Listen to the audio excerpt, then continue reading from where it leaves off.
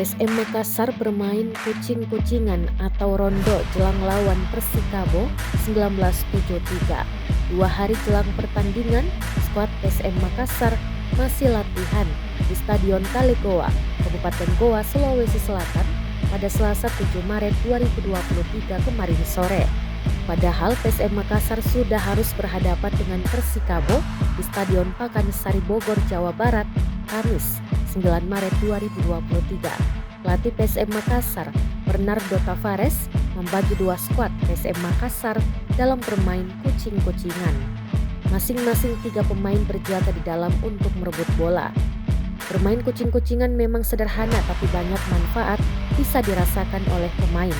Mulai melatih teknik dasar seperti passing, kontrol bola menggunakan kaki maupun anggota tubuh lainnya. Kemudian melatih pengambilan keputusan, sebab dalam bermain kucing-kucingan, pemain dituntut berpikir cepat. Dengan begitu akan meningkatkan kreativitas dari pemain.